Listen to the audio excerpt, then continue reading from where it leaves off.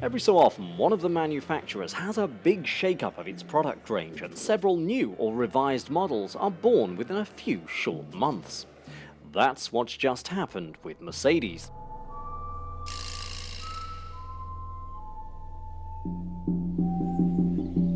This is the Citan 109 CDI Blue Efficiency. It's a brand new van from Mercedes. And let's face it, when Merc make a new van, it is a very big deal.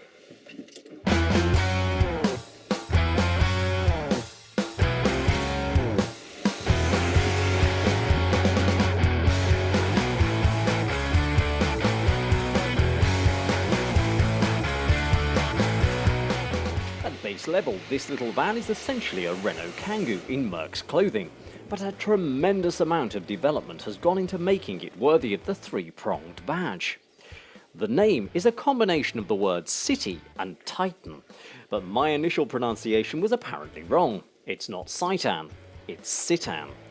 Either way, it's the final piece of a puzzle for Mercedes because it now has a model in every panel van sector. With the Citan, you get a choice of 3 lengths and 3 models. The long wheelbase variant has a maximum payload of 755 kilograms and a cargo volume of up to 3.7 meters cubed, which is pretty substantial given its size. But one of the biggest considerations for business customers at the moment is of course the cost of fuel, which is where the Citan comes into its element.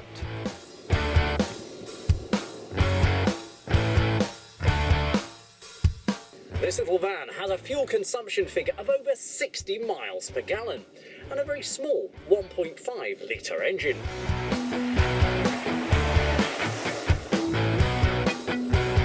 The gear shift operates with the sort of assured precision you'd expect from a Mercedes, and the intelligent traction control system takes the weight of your load into account. That said, there are of course a few subtle grumbles.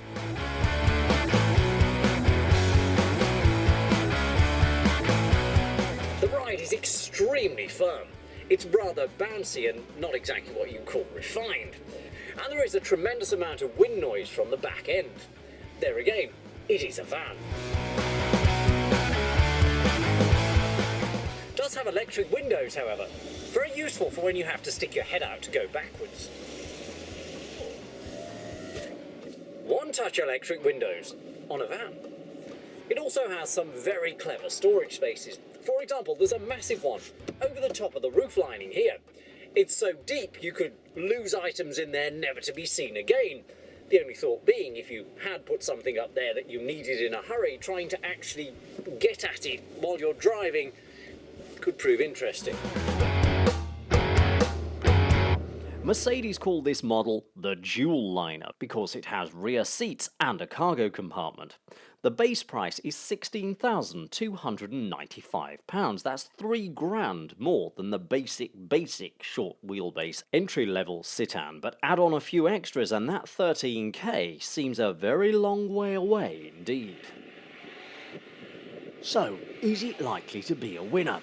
Well, people on a nearby industrial estate certainly seem to think so, because with Mercedes you're not just buying a van, you're buying reliability and after-sales service.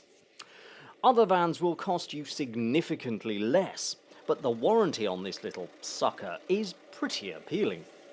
Buyers get what Mercedes call Mobilio Van, which guarantees that should your van break down, they'll always get you moving again. You'll also get the standard 3-year unlimited mileage warranty. And if that's not enough to convince you that the premium's well spent, remember that a number of Mercedes dealerships are now open 24 hours a day to minimise the vehicle's downtime during working hours. After all, when it comes to working vehicles, time is money. Moving on rapidly, we now shift our attentions to the extensive range of passenger vehicles, and a model that's been long anticipated.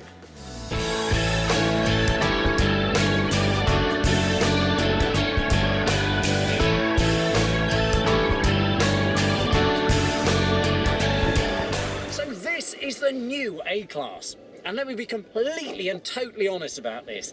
It is a lot better than the old A-Class. which I absolutely hated.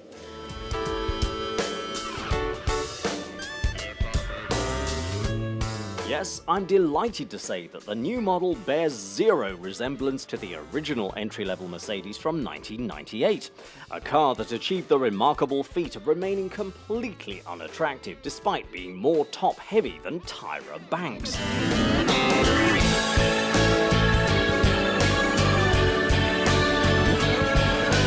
It was the type of car that you'd expect to find on council estates. It really was not a Mercedes with a good image. But this looks like a Mercedes. It feels like a Mercedes.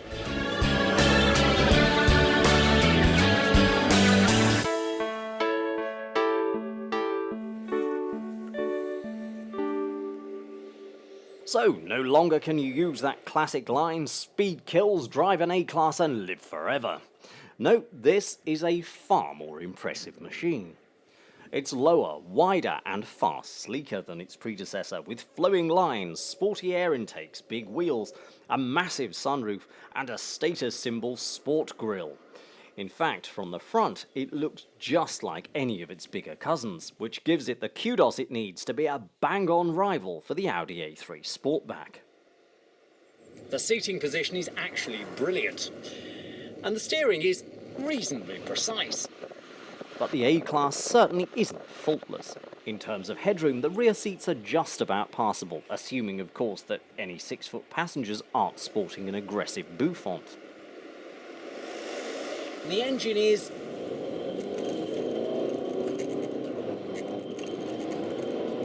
a bit on the gruff side. Despite the prestige interior, there are a few details that just don't gel. Some of the plastic panels on the dash feel tough but cheap, and the centre screen appears to have been thrown in as an afterthought, which is a little disappointing given the car's other credentials. It's not, therefore, ideal. But overall, we think the A-Class works, and works well, even if you do need to be sitting comfortably with a very large brandy before reading the options list. It's a Merc thing.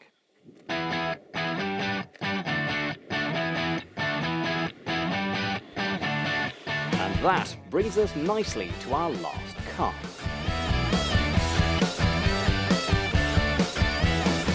That is the Mercedes S-Class. But it's not just any S-Class. This one is a special edition. So special, in fact, that you have to be invited to buy one.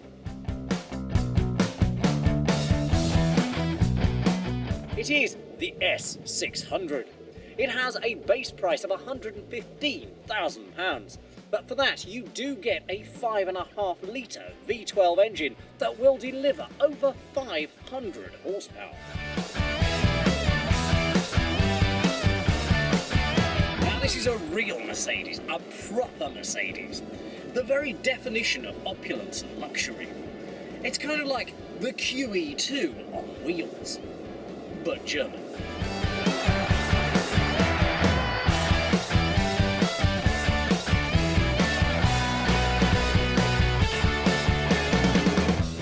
You can therefore imagine the level of development that's gone into this car.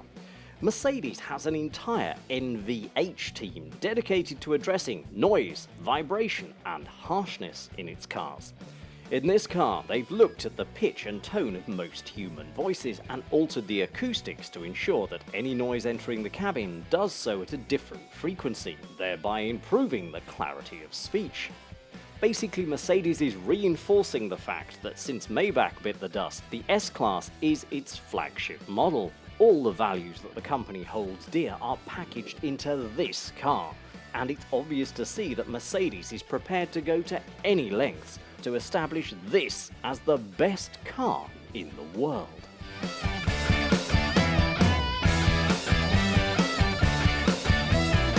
Now that price tag is massive in Mercedes terms, but just look at what you get for your money. Sitting back here with your chauffeur in front, you have your big television screen in front of you. You're surrounded by soft cream leather. You have bags of space to stretch out your legs, tons of headroom, massive shoulder room. It is the most comfortable seating position you could possibly imagine. And what's more, when you get bored and you get tired, you want to doze off, well, that's simple.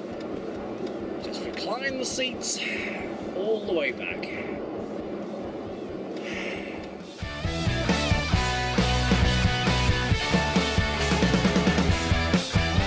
But it's the seats themselves that astound you, because the S-Class can give you a hot stone massage simultaneously using 14 air cushions in the seats and separate heating elements to pummel your spine after a hard day in the boardroom.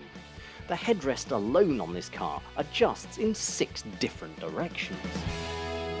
But let me tell you this, if I owned one of these, there is not a cat in hell's chance I would be back here. I'd be there.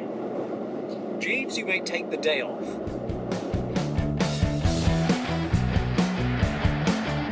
Yep, this is exactly where I'd be if I owned one of these. Firmly behind the wheel.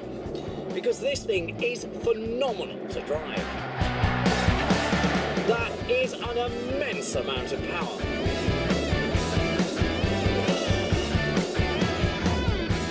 Ooh, I like that. The S600 will reach 62 miles per hour from a standing start in 4.6 seconds and has a limited top speed of 155 miles per hour.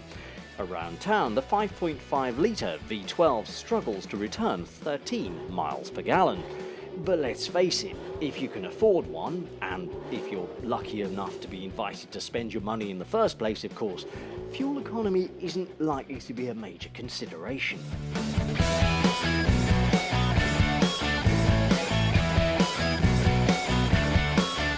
As I'm going round this corner here, the side bolster on the seat is pushing itself into my side, supporting me as I go around the bend and preventing me from sliding from one side of the seat to the other. It is very, very, very clever.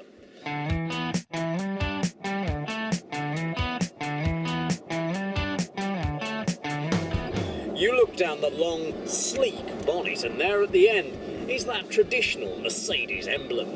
This thing feels every bit the status symbol that Mercedes always used to be.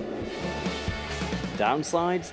Well, other than its price, its thirst, and the fact that it has a 5-speed automatic gearbox rather than the new benchmark of 7 for cars in this class, there really isn't anything to complain about. After all, with comfort like this, what's not to like?